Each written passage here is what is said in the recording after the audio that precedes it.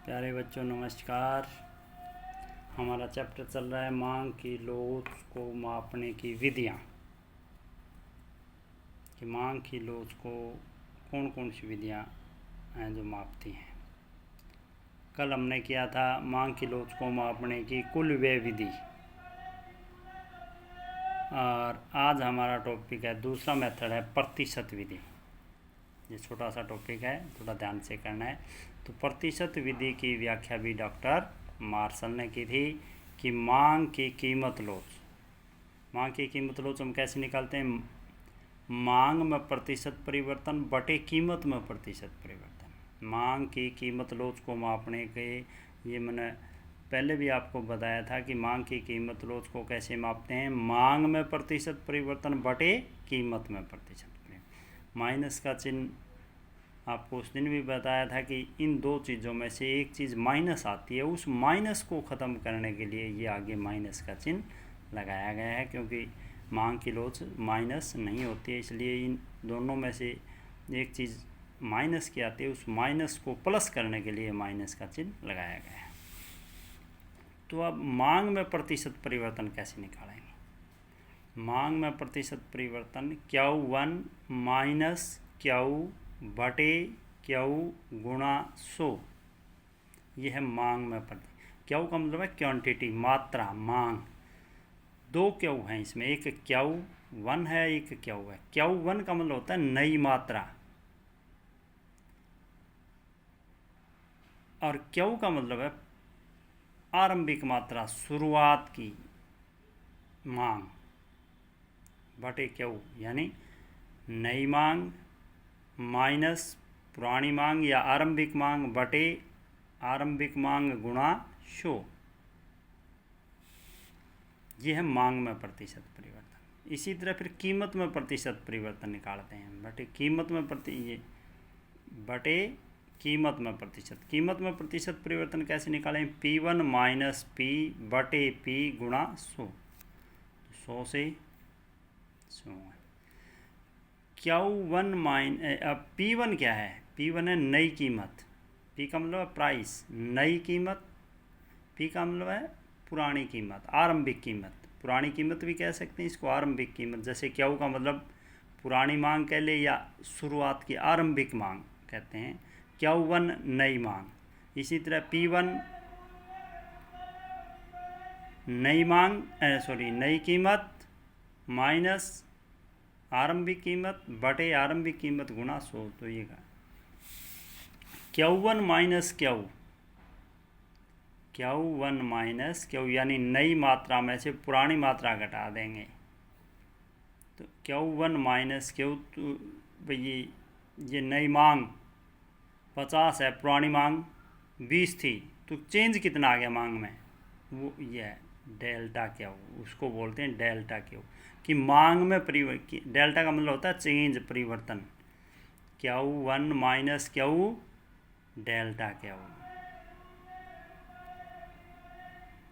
तो delta Q का मतलब आप समझ गए होंगे। डेल्टा Q का मतलब है मांग में परिवर्तन बटे आरंभिक मांग। इसी तरह P1 माइनस P, हमें कीमत में परिवर्तन का पता चल जाएगा कि नई कीमत मान लिया 5 रुपये है और पुरानी कीमत 2 रुपये थी, तो 5 माइनस 2 3, यानी कीमत में परिवर्तन बटे कीमत, आरंभिक कीमत। जब इसको हम, आपको इतना ज्ञान है, जब आप इसको सोल्व करोगे तो बटे की रकम है पलट जाएगी। डेल्टा Q बटे डेल्टा P, ये क्या बन जाएगा? डेल्टा Q बटे डेल्टा P गुणा में ये P ऊपर चली जाएगी, P बटे Q। क्या ये आपका एक फॉर्मूला बन गया है, ये मांग की कीमत लोच को मापने की प्रतिशत विधि। क्या फार्मूला इसका? डेल्टा Q बटे डेल्टा P गुणा P बटे Q। ये इधर लिखा हुआ भी है, मैंने यहाँ भी लिखा था कि Q का मतलब है आरंभिक मात्रा या मांग, Q1 का मतलब है नई मात्रा, P का मतलब है आरंभिक कीमत, P1 का मतलब है नई कीमत। इसी तरह P1, ये एक एग्जाम्पल भी मैंने आपको दिया है कि जिससे आप इस प्रतिशत विधि को और अच्छे से समझ सकते हो कि जब आइसक्रीम की कीमत 4 रुपये से कम होकर 2 रुपये प्रति आइसक्रीम हो जाती है, यानी आइसक्रीम की कीमत शुरू में कितनी थी, आरंभिक कीमत 4 रुपये, उससे कम होकर नई कीमत क्या होगी, पहले कीमत 4 रुपये थी आइसक्रीम की, अब आइसक्रीम की नई कीमत होगी 2 रुपये की होगी आइसक्रीम। तो उपभोक्ता 2 आइसक्रीम से बढ़ा करके, क्योंकि आइसक्रीम की कीमत कम होगी और स्वभाव है मनुष्य का जब कीमत घटेगी तो वो ज़्यादा मांग करेगा, तो 2 आइसक्रीम से बढ़ा करके वो 4 आइसक्रीम की मांग करता है। तो शुरू की मांग कितनी है, 2, क्यू 1 4, यानी आरंभिक मांग, आरंभिक मात्रा कह लीजिए, और ये है बाद, परिवर्तन के बाद की नई मांग, नई मात्रा कह लीजिए। तो यहाँ मांग की लोच ज्ञात कीजिए। तो मांग की लोच हम कैसे ज्ञात करेंगे, आरंभिक कीमत क्या है 4 रुपये, प्रारंभिक यानी P 4, नई कीमत क्या है 4 रुपये से कीमत चेंज होकर के कम होकर के कितनी होगी, 4 रुपये से घटकर 2 रुपये, तो P1 नई कीमत 2। तो फिर कीमत में कितना परिवर्तन हुआ, डेल्टा P, यानी डेल्टा P का मतलब कीमत, डेल्टा का मतलब होता है चेंज, परिवर्तन, P का मतलब प्राइस, कीमत में परिवर्तन। कीमत में परिवर्तन हम कैसे निकालते हैं, P1 माइनस P, यानी नई कीमत माइनस पुरानी कीमत, P1 माइनस P, यानी नई कीमत क्या है 2, नई कीमत तो 2 रुपये हुई है कम होकर के, पुरानी कीमत कितनी थी आइसक्रीम की 4, 2 नई कीमत माइनस पुरानी कीमत, 2 माइनस 4, माइनस के 2, डेल्टा P माइनस के 2। 4 चीज़ चाहिएंगी हमें इस फार्मूले के अंदर, हमें डेल्टा P चाहिएगा, डेल्टा क्यू चाहिएगा, डेल्टा P का हमें पता है कैसे निकाला है हमने, delta P1 minus P, delta Q कैसे निकालेंगे, Q1 माइनस Q। तो इसी तरह प्रारंभिक मांग शुरू में कितनी थी 2 इकाई, बाद में चेंज होके कितनी होगी 4, यानी आरंभिक मात्रा 2, नई मात्रा 4। तो डेल्टा Q कैसे निकालेंगे, Q1 माइनस Q1 कितना है 4, माइनस Q कितना है 2, 4 माइनस 2, तो डेल्टा Q 2 आ गया। डेल्टा P भी हमारे पास आ गया, डेल्टा Q भी हमारे पास आ गया, P और Q हमारे पास ऑलरेडी हैं ही।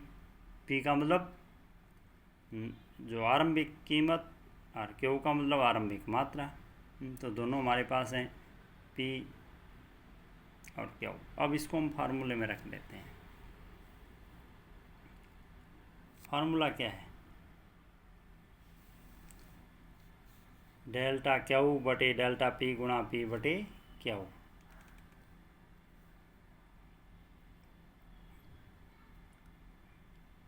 डेल्टा Q डेल्टा Q कितना है 2, डेल्टा P कितना है -2, यानी Q बटे P 2 बटे -2, 2 बटे माइनस, यानी डेल्टा Q बटे डेल्टा P गुणा P बटे Q। P का मतलब आरंभिक कीमत 4, आरंभिक मात्रा 2, यानी 4 बटे 2। ये तो दोनों काटेंगे, 2 से 2 गए, तो माइनस माइनस प्लस हो गया ऑटोमेटिक ही, 2 दूनी 4, 2। मांग की कीमत लोच कितनी आ गई 2, 2 इकाई से अधिक है, 1 से अधिक होता है 2, तो हम इसको क्या कहेंगे कि मांग की कीमत लोच इकाई से अधिक लोचदार है। तो इसको आपको अच्छे से इसको करना है। धन्यवाद। जय हिंद, जय हरियाणा।